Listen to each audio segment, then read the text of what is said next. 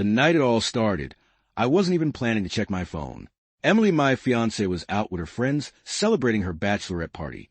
I told myself I wouldn't hover, wouldn't text, wouldn't check in. I wanted her to have her night. But then one of her bridesmaids messaged me. Someone I trusted. Attached was a shaky video.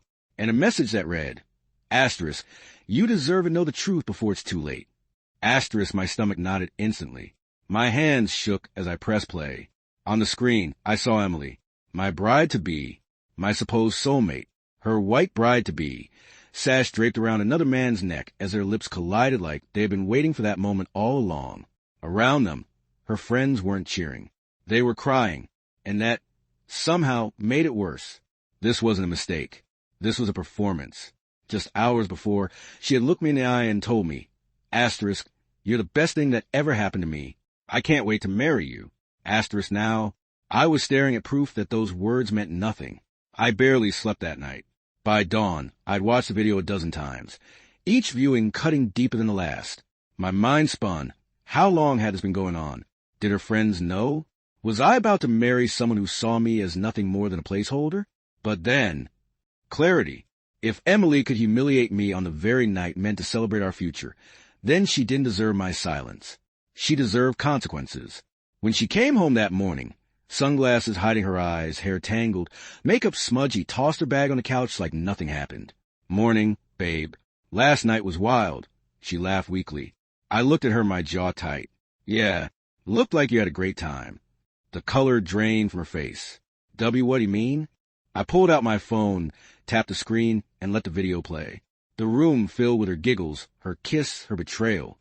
She lunged to grab the phone, stammering, Daniel, please. It was a dare stupid game. I didn't mean anything by it. Her excuses only fueled the fire inside me. A dare? To throw away our future? To spit on everything we had built? Her tears came quickly. Please. It was a mistake. Don't ruin everything. The wedding's tomorrow, our families. And that's when it hit me. To her, the problem wasn't betrayal. It was the exposure. She didn't care that she broke my trust. She only cared that people might find out. I looked her dead in the eyes and said coldly, you already ruined everything, Emily.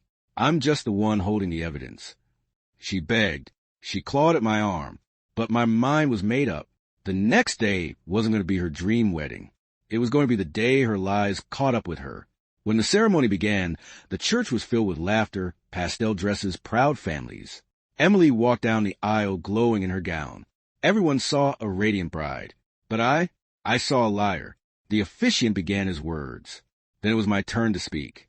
Emily smiled nervously, waiting for the vows she thought I would recite. Instead, I reached into my pocket, pulled out a small remote, and pressed play. Gasps echoed through the church. The projector behind us lit up with the video. Emily, sash across her chest, kissing another man like the vows meant nothing. Her laughter filled the sacred hall. Her bouquet dropped. Her face crumbled. Daniel, stop. Please, she screamed, rushing toward me.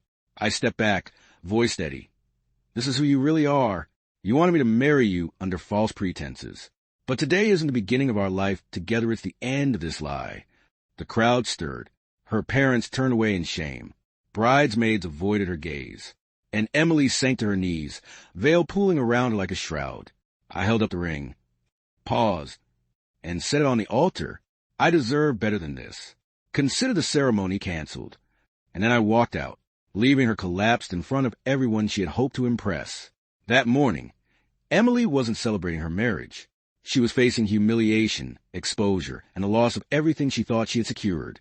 And me, I walked away lighter, free, finally in control of my own future.